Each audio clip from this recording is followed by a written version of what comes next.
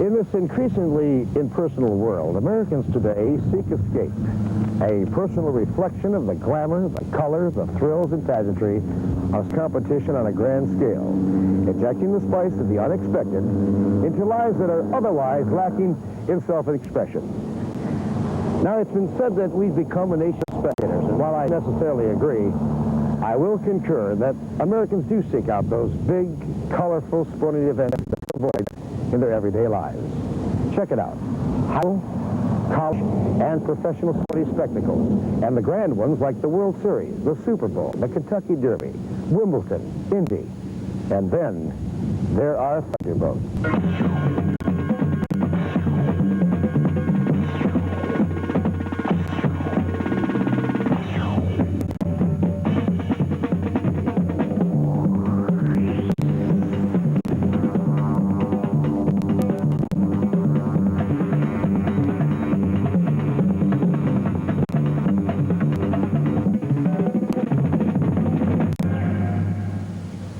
This is Evansville, and I'm Jim Hendrick along with Bill Muncie. We're here in one of Indiana's cities, which will soon be the site of the Gold Cup race, one of the world-renowned sporting events.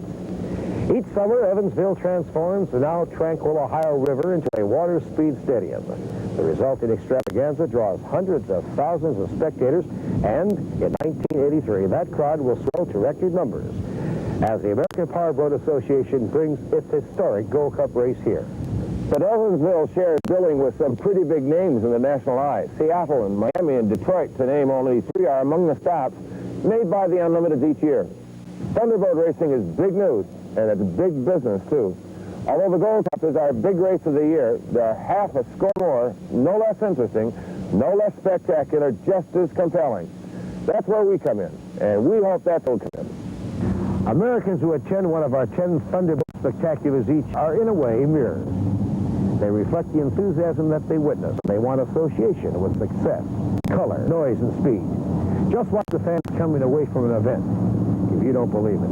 Hats and shirts and posters and many other types of promotional materials attest to today's Americans' desire for identification with something that is highly individualistic and recognizable. These same Americans absorb. They soak up all the advertising messages of businesses associated with the sport in a strong, positive manner.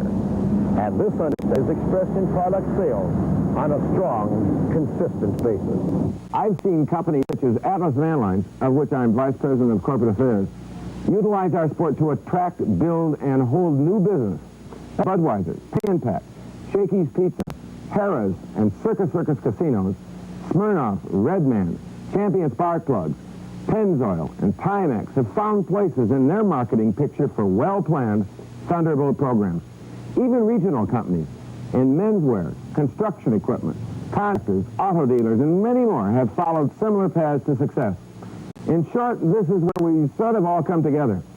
I'm here not only to tell you about, but to hopefully sell you a little bit on unlimited hydroplane racing, a promotional opportunity that guarantees your product or service undreamed of exposure, interest, and support on a worldwide basis, all packaged in a framework that abounds in prestige, broadly based appeal, plus solid sales and profit potential for years to come. Fred Alter is chairman of the Unlimited Racing Commission of the American Powerboat Association. He's a commissioner. Fred has been an owner, a driver, and official during his 30-year career. Now he's moving thunderboating into a whole new era of imagination and excitement. You couldn't have said it better, Bill. Thunderboat racing this year is entering a breakout period when the lessons and experience of the past are coming together to produce progress unimagined a few years ago. We are one of America's best outdoor extravaganzas.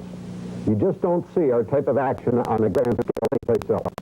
We produce a wholesome, family-oriented, modestly priced sporting experience that comes with the color, speed, and excitement that have become the American legend, of which you're a great part.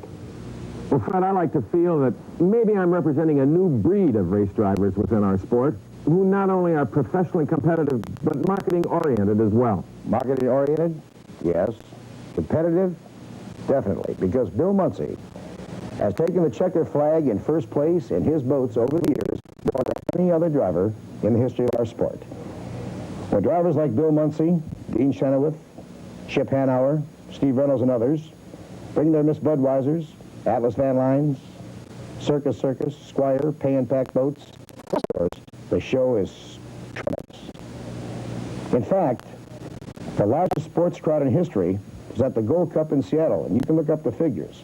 Over 700,000 lined the shores of Lake Washington that year, and millions more listened on radio and watched on TV. And every one of them ripe for an advertising message that radiates from our huge machines. At the other end of the spectrum is Miami, which sells out its Marine Stadium each time we race there, in cities such as Detroit, which 500,000 people alongside our event. There are also smaller cities who expand to 6 or 7 times their population on race day. Our live attendance last year, well over 3 million. And since we're dealing with numbers, let's talk your language, Bill. Just how good a buy is our sport? Well, Jim, one reason why Atlas Van Lines has been in hydroplane racing for 17 years is results and expense. Last year, our Thunderbolt won $3.2 billion. That's a whole bunch. 3.2 billion reader impressions in newspapers. Our exploits went out to over 752 million listeners on our Budweiser Powerboat radio network. We documented 150 million impressions in television, and 100 million potential readers saw Thunderbolt articles in magazines and trade periodicals. That's a whole bunch, too, but that's a total of more than 4 billion impressions. And I haven't even mentioned a big plus. You see, when a hydroplane travels cross-country, it's a magnet. It's a magnet for onlookers. Call it a rolling billboard if you'd like. Nonetheless, it's impressive and commands tremendous attention. We estimate at least 18 million see our boat in transit, plus some 20 million miscellaneous impressions, coming from boat shows and static display appearances and a variety of other sources. So a grand total, more than 4 billion impressions. And that's conservative.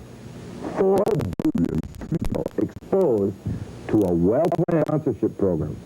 When you consider a typical budget for such a venture, the cost per impression is $250,000. Compare that to your usual cost per impression, and you'll see why Thunderbolt Racing fits into your budget so well and so inexpensively. And what do you get from it besides loads of ink?